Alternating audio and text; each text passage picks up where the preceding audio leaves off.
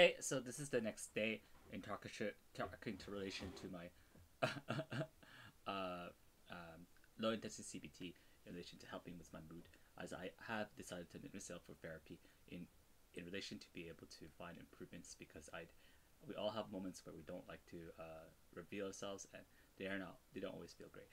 But the whole process of this is to give you guys an insight on these things, and it's also a kind of a practical learning process, which also reinforce the aspects of things that you guys can do to help you with managing yourself if you find that your care isn't personalized enough, or make you feel more engaged with your care if you know you've got problems. And it happens. Everyone is things out of control.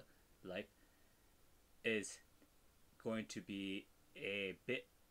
There's always going to be a bit of competitive things and after effect. But if you're a strong person, or you want to become a strong person, you will find ways to manage it. So the first thing I'm going to talk about is the relation of worries. So we've got practical worries and also hypothetical worries. Practical worries are worries that occupy our head in relation to things that we can do. So like my thought process is like part of my clothes are all over the place right now. I want to organize them and put them in places so it's easy for me to manage it and put things in a manner so it's tidy. Structured things means I'm less likely to outcome, less likely to have things that I misplace and lose stuff because I have misplaced something and I can't localize or figure out where it is. So a cap, my hat. I don't know where I lost it. I should have put it in the same place where I always put it, and I really like that cap, and I'm sad. Because of that, I can't pinpoint if the last place was at work or last place is there, because our minds will always go in automatic and what's up. Hypothetical worries are worries that we have very little control, but we have a lot of sentimental attachment, or maybe we just obsess about it, you know? So the example I'll give you is like job applications. You all send job applications, send a few. Maybe there's one that you really like. I've had that before as well. And you think about it, you think about it, you think about it. You don't know what to do. It's controlling your thoughts.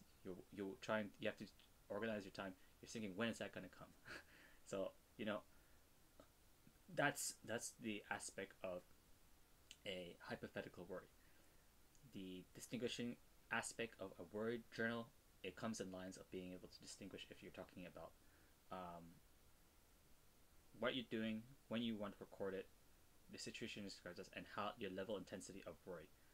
I think when you take intensity, it'd be a good idea for you to look up particular, maybe excessive feelings leading to anxiety, what kind of symptomatic things to be able to give you a better insight. Or you could go by feeling.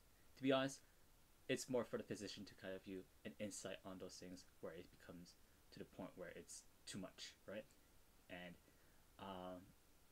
in this case, you could just say, okay, I feel a bit uneasy.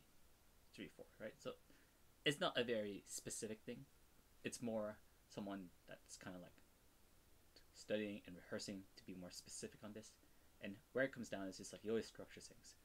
This high level, I will intervene in a very direct way. This is not there, you know? It's kind of like their judgment and patterns. So it has to be reported on their own self-being. So it's good for you to be engaged in that way, right? And I guess the other thing I was going to talk about was so hypothetical worry. They say distinguish it are worries that you can't control it. So they say you need to try to let it go, and it can be very, very difficult for people, right? So yeah, that's it. The example of a job, you can't do anything. Your best not option is not to think about it. A practical worry is just, but then you can turn this into shifting. You're just like, what do you want to do instead? Well, you're just gonna have to keep sending more job applications. But while you're in the waiting period, you're also worried about just like how things are going. So like then it's just like you're worried maybe like money implication because you're trying to get a job, and that aspect is like again becomes a hypothetical worry because you can't do anything about it until that solution comes straight away. So now it's come in line of thinking in relation of yeah. Yeah, and then the last thing I talk about is like one of the biggest thing is not to have no worries. That's impossible. every day we are trying to get experience or live ways that makes us feel happy, or the worry has become excessive to the point where some people are burdened out and they procrastinate and get go around it, or they need to rest, or they feel distressed or low. Normal. The best thing to do is have a time. If you can't allocate it, just recognize tracking this is a good pattern, and then look at when you will feel like you want to write a journal. You don't need to be very super organized and structured straight away. Just write when you feel like you're ready. Then document the time, and then see if there's a pattern, and then observe yourself as you go on to see if you can calculate. They say it's good to have a structured worry time, and we'd be very happy if you take that into corporation.